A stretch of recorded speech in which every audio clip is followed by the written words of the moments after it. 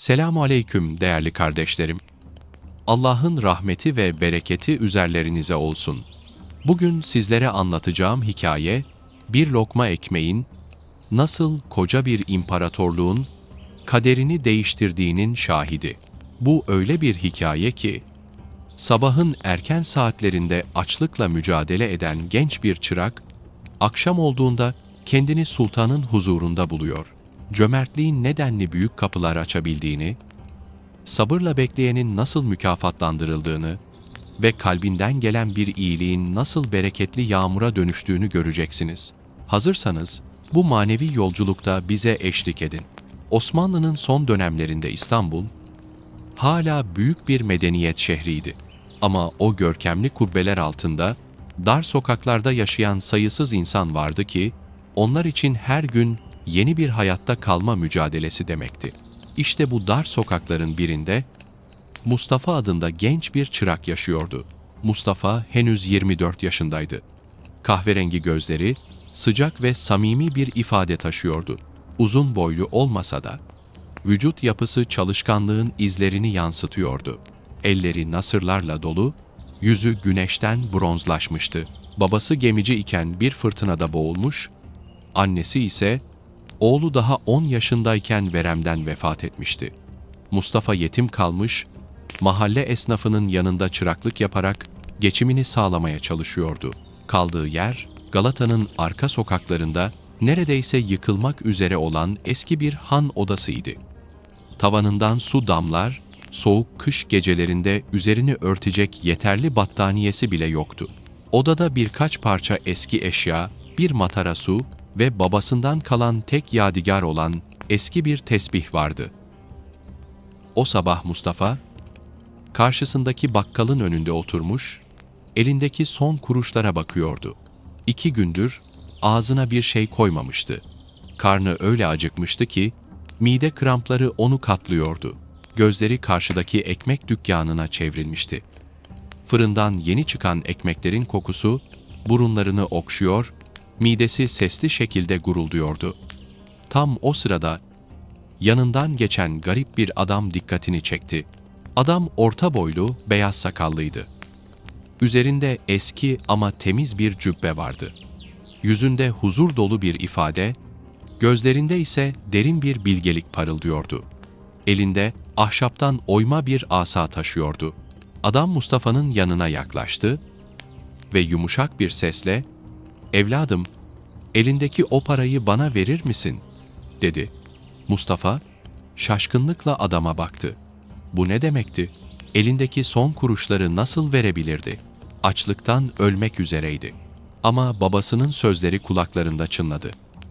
"Oğlum, hiçbir zaman kalbini kapatma. İhtiyaç sahibine yardım etmek, Allah'ın sevgisini kazanmanın en kısa yoludur." Gözlerini kapattı ve titreyen eliyle son kuruşlarını adama uzattı. "Al amca, hayırlı olsun," dedi. Adam gülümsedi ve paraları alırken, "Mustafa, yakında göreceğin şeyler seni şaşırtacak," dedi ve hızla uzaklaştı. Mustafa şaşırmıştı. Bu adam adını nereden biliyordu? Etrafına bakındı ama adam sanki yere geçmiş gibi kaybolmuştu. Elini cebine koydu. Artık hiçbir şeyi kalmamıştı. Ama garip bir şekilde içinde bir huzur vardı. Bu karşılaşmanın sıradan olmadığını hissediyordu. Mustafa sokakta yürürken pişmanlık ve merak arasında bocalar durumdaydı. "Ne yaptım ben? O parayı nasıl verdim? Bugün ne yiyeceğim?" diye düşünürken köşedeki simit satıcısının yanına geldi. Yaşlı simitçi yüksek sesle bağırıyordu. "Taze simit, tereyağlı simit. Kim almak ister?" Mustafa mahcup bir gülümsemeyle simitlere baktı. Satın alacak parası olmadığını biliyordu. Simitçi onu fark etti ve "Gel buraya delikanlı," dedi. Mustafa çekingenlikle yaklaştı. Adam gülümseyerek avucuna sıcak bir simit bıraktı. Mustafa şaşkın bir sesle, "Sağ olasın amca," dedi. Simitçi ise tebessümle karşılık verdi. "Afiyet olsun, ye sen. Hadi, hayırlı olsun." Mustafa bir an duraksadı. İçinden, "Bu bedava mı?" diye geçirdi. O sırada simitçi, "Para istemem delikanlı. Bu benim sana bir ikramım," dedi. Mustafa derin bir nefes alarak rahatladı. Yürekten teşekkür etti ve yoluna devam etti. Simitçinin iyiliği içini ısıtmıştı. Elindeki simidi de büyük bir iştahla yedi. Simit midesini rahatlattı, kalbine ise tatlı bir sıcaklık yayıldı. Son kuruşlarından vazgeçtikten sonra neden böyle bir nimete kavuştuğunu anlayamıyordu. Simitçinin iyiliği yalnızca karnını değil, ruhunu da doyurmuştu. Biraz sonra pazardan ayrılmak üzereyken büyük bir koşuşturmaca ve bağrışmalar duydu. Atların nalları taşlarda şangırdıyor, askerlerin emirleri yükseliyordu. "Hemen bulun onu. Hırsız bu pazarda gizleniyor. Her yeri arayın," diye bağırıyorlardı. Mustafa kalabalığın arasından dikkatle baktı. O anda tanıdık bir silüet gördü. Tezgahların arkasında saklanan adam. Evet, o kendisine kuruşlarını verdiği o gizemli adamdı. Yanılmıyordu. Mustafa temkinle yaklaştı ve fısıldadı. Sen değil misin?" Adam gülümseyerek aynı alçak tonda cevap verdi. "Bu sadece başlangıç Mustafa. Önünde hayal bile edemeyeceğin bir yol var. Eğer bu durumdan kurtulursak, seni İstanbul'un en saygın adamlarından biri yapacağım." Mustafa dondu kaldı. "Bu delilik," diye düşündü ama içindeki güven onu inanmaya yönlendirdi. Bu yaşananların tesadüf olamayacağına inandı. Kabul etti. İkisi birlikte tezgahlar arasından, kalabalığın içinden hızla süzülmeye başladılar. Arkalarında askerlerin çığlıkları gittikçe yaklaşıyordu. Daha dün aç ve parasız olan Mustafa, şimdi kendini bir kaçış ve kovalamacanın tam ortasında bulmuştu. İşte o an gerçek hikaye başlıyordu. Hiç beklemediği hikaye, dar sokaklarda koşuyorlardı. Kalpleri göğüslerinden çıkacak gibiydi. Mustafa askerlerin çizmelerinin sesini ve haykırışlarını duyabiliyordu. "Yakalayın şu haini, o padişahın mührünü çaldı," diye bağırıyorlardı. Mustafa bir an durdu, şaşkınlıkla sordu, Sen hırsız mısın?" Adam onu çekerek sakin bir sesle cevap verdi. "Dinle evlat, duyduğun her şey gerçek değildir. Onlar bu mührü kendi çıkarları için istiyor.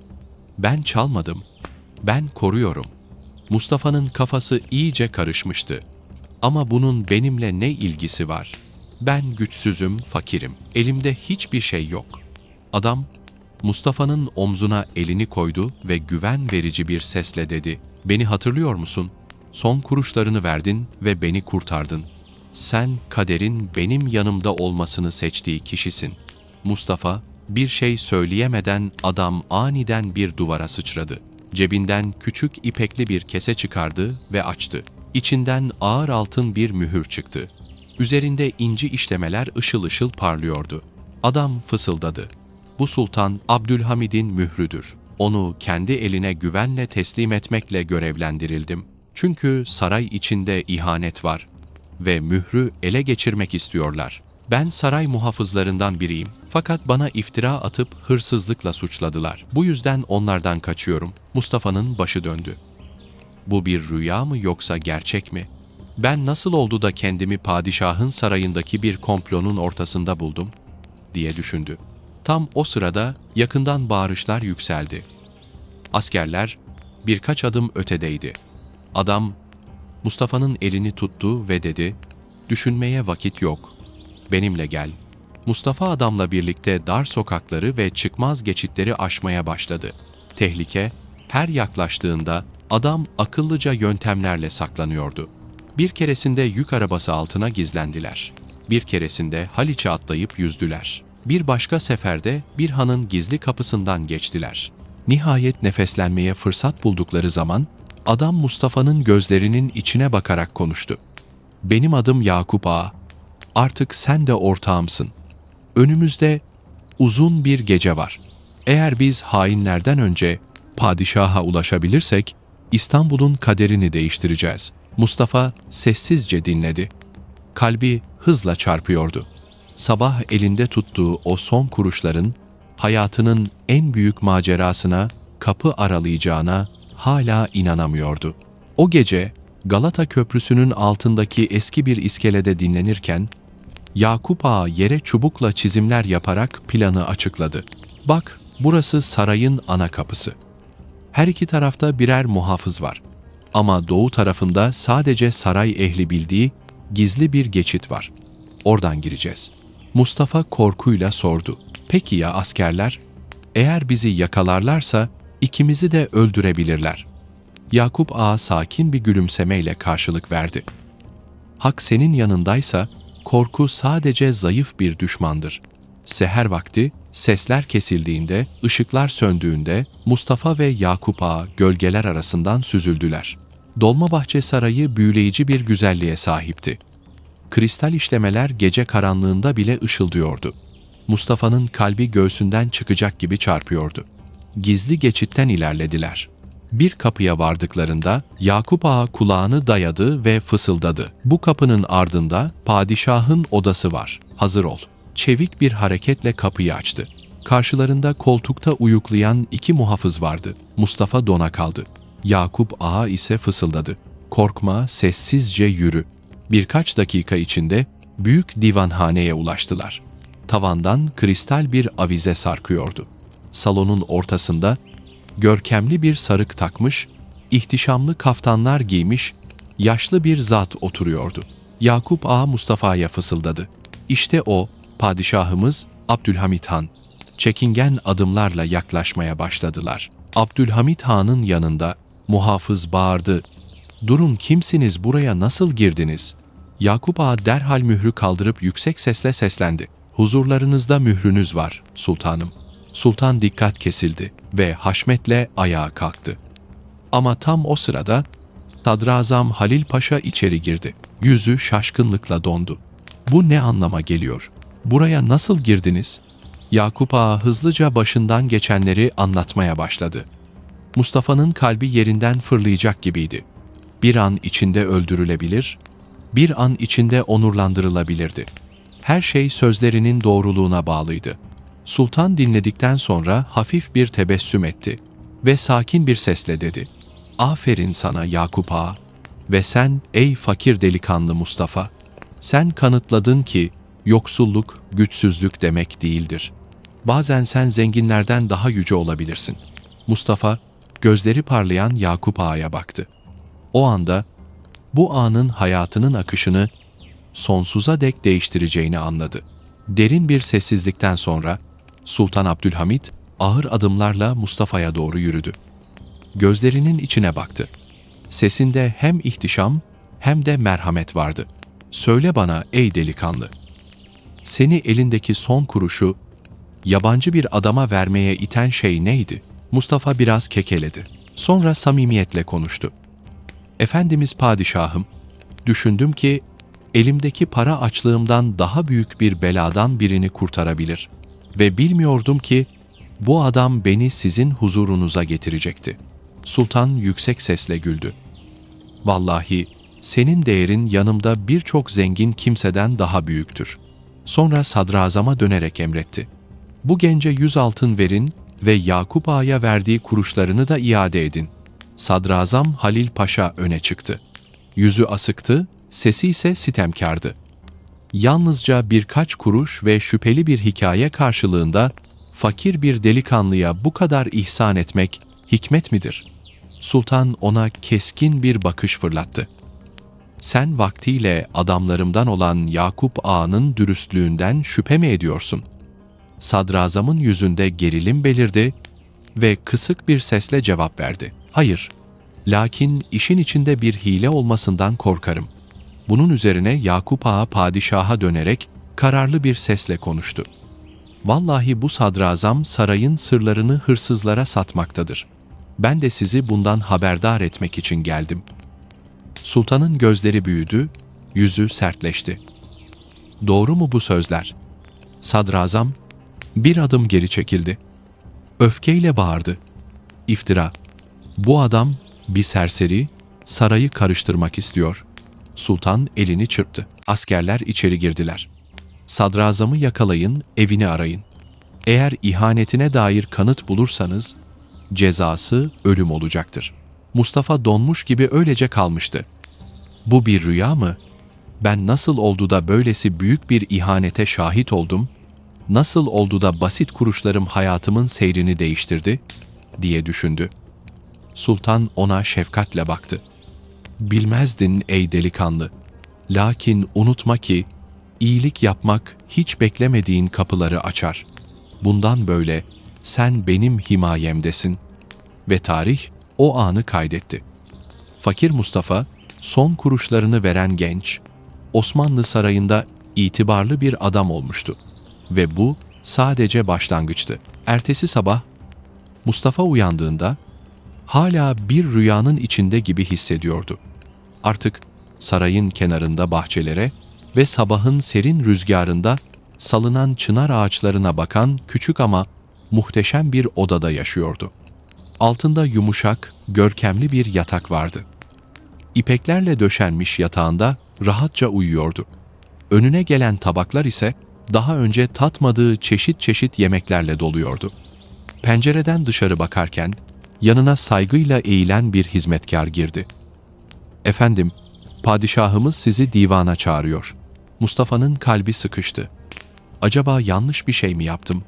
Bu nimetler elimden alınacak mı?" diye düşündü. Derin bir nefes aldı ve hizmetkarı takip ederek büyük divana girdi.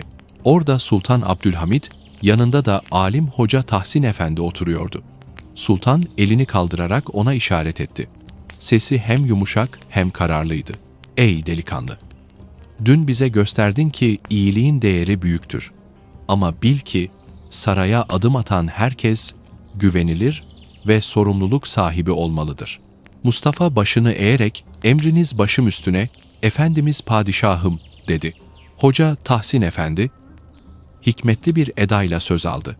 "Sana okuma yazmayı öğreteceğiz. Devlet işlerinde eğitim vereceğiz. Hikmetleri ve şiirleri ezberleyeceksin. Ama dikkat et, sarayda seni gözetleyenler var." Bunun üzerine sultan ekledi. "Ey delikanlı, sanma ki saraya ulaşmak hikayenin sonudur. Saray kalpleri sınar, niyetleri açığa çıkarır." Mustafa derin bir nefes aldı. Padişahların ve vezirlerinin yanında bulunmanın kolay olmadığını biliyordu. Ama içinde yeni bir azim doğmuştu. Divandan çıkınca sarayın koridorlarını gezdi. Mermerlerle süslü duvarlar, mis kokularla dolu geçitler, parmak uçlarına basarak sessizce yürüyen hizmetkarlar, hepsi göz kamaştırıyordu. Tam o sırada uzaktan kendisine dikkatle bakan bir yüz gördü. Keskin bakışlı, ince yüzlü bir adam. Adam bir adım yaklaştı. Alçak bir sesle konuştu. "Sen misin meclislerde adı geçen Mustafa? Dikkat et, saray sandığın gibi değildir." Mustafa'nın kalbinde bir ürperti belirdi. Bu saraydaki oyunları, tuzakları nasıl aşacağım? Bu gizemli adam kim diye düşündü. Ve işte böylece Mustafa'nın asıl yolculuğu başladı. İlim, tecrübe ve hakikati arama yolculuğu. Entrikalar, güç kavgaları. Kader hala Mustafa'ya beklenmedik şeyler hazırlıyordu. Gökyüzünü zifiri bir karanlık örtmüştü. Ay ise utangaç bir şekilde bulutların arasından yol bulmaya çalışıyordu. Mustafa odasının köşesinde oturmuş, son aylarda öğrendiği hikmet ve dersleri yazdığı sayfaları çeviriyordu. Artık sultanın en yakın adamlarından biri, hatta en akıllılarından sayılıyordu. Fakat içinde bir his vardı. Düşmanlık, gölgelerde gizlice ağlarını örüyordu. Ansızın kapının altından küçük bir mektup kaydı. Mustafa alıp okudu. Gözlerinde endişe belirdi. "Dikkat et, bu gece saldırı olacak. Padişah tehlikede." Mustafa bir anda ayağa fırladı. Odadan hızla çıktı. Bunun saraydaki dostlarından birinden geldiğini biliyordu. Düşünmeye vakit yoktu. Dar koridorlarda koştu. Sütunların ardına gizlenerek doğu kanadına ulaştı. Çünkü sultanın o gece orada olduğunu biliyordu. Gölgelerde ellerinde parlayan hançerlerle sessizce ilerleyen maskeli adamları fark etti. Mustafa kendi kendine fısıldadı. "İhanet en yakındakilerden gelirse onlardan daha alçağı yoktur." Hızla sultanın kendisine hediye ettiği kılıcı çekti ve adamların üzerine atıldı. Kısa bir çarpışma yaşandı. Mustafa adamlardan birini yere düşürdü ve yüzündeki örtüyü çekti. Karşısında tanıdık bir yüz vardı. Sarayın büyük danışmanlarından biri. "Ben seni daima sadık bilirdim." Adam alaycı bir kahkaha attı. "Sadakat mı? Sultan dediğin, halkın sırtına basarak yükselen bir zalimdir." Mustafa'nın öfkesi kabardı. "Artık sözün bitti. Adalet için dövüşeceğim." Kılıcını kaldırdı. O sırada sarayın askerleri yetişti. Koridorlarda küçük bir savaş çıktı. Mustafa tüm gücüyle bağırdı. Kısa ama şiddetli çarpışmanın sonunda ihanetin başındaki adamlar yakalandı. Gürültüyü duyan Sultan Abdülhamit koşarak geldi. Karşısında gözleri öfke ve hüzünle dolu yakalanmış hainleri gördü. Sultan Mustafa'ya memnuniyet ve gururla baktı ve gür bir sesle dedi: "Hayatımı kurtardın ey delikanlı. Bu iyiliğin mutlaka karşılıksız kalmamalı." Mustafa derin bir nefes aldı. Hikayesinin doruğuna ulaştığını hissetti. Ama aynı zamanda doğacak yeni sabahın ona başka sürprizler getireceğini de biliyordu. Çünkü kaderin defterinde hala yazılacak satırlar vardı. Günler geçti. Olayların akışı değişti. İhanet, ölüm ve sırlarla dolu bu serüvenin sonunda Sultan Abdülhamit en yakın adamlarının ihanetiyle yüzleşmiş, fakat büyük bir sadakatin de şahidi olmuştu. Ve işte bu sadakat Mustafa'nın payına büyük bir ödül düşürmüştü. Mustafa sessizce ayakta duruyor, gözleri parlıyor ama içi mahcubiyetle yanıyordu. "Acaba bana ne ceza, ne ödül verilecek?" diye düşünüyordu. Sultan tahtına oturdu. Ardında adaletine şahit olan vezirler ve alimler duruyordu. Mustafa'yı gördüğünde ayağa kalktı ve herkes sustu. "Ey Mustafa! Dün bana kanıtladın ki iyiliğe yönelmek ve erdemlere tutunmak dünyadaki bütün hazinelerden daha yücedir. Sen aslında fakir değildin. Kalbinde zengin, niyetinde asil ve fedakardın." Mustafa'nın gözleri doldu. Sultanın şefkatli sözlerine dayanamayıp hıçkırdı. "Allah sizi hayırla mükafatlandırsın padişahım. Ama bil ki ben bunu Allah rızası için yaptım. İnsanlığın zincirlerini kırmak istiyordum. Başka bir şey değil." Sultan büyük bir tebessümle elini kaldırdı. "O halde nimetlerin fazlası sana helaldir. Mal, makam ve itibar senindir." Böylece sultan, Mustafa'ya Beyoğlu'nun en güzel semtinde bir konak tahsis etti. Ona kendi mülkünde küçük bir bey makamı verdi. Önünde halk sıraya girer oldu. Kapısında bolluk ve bereket taştı. Ardından sultan, Mustafa'nın mahallesinde büyük bir şölen yapılmasını emretti. Ve o şölenle beraber Mustafa, halkın gözünde artık yalnızca fakir bir genç değil, erdem ve sadakatin simgesi oldu. Ama Mustafa'nın içindeki ses ona hep şunu hatırlatıyordu: bütün bu nimetlerin kaynağı bir zamanlar bir yabancıya verdiğim son kuruşlardı. O kuruşlar sadece onun hikayesini değil, sultanın kalbini ve İstanbul'un kaderini de değiştirmişti. Bu hikayeyi beğendiyseniz videomuzu beğenmeyi ve kanalımıza abone olmayı unutmayın. Dinlediğiniz için teşekkür ederim. Allah'a emanet olun değerli dostlarım.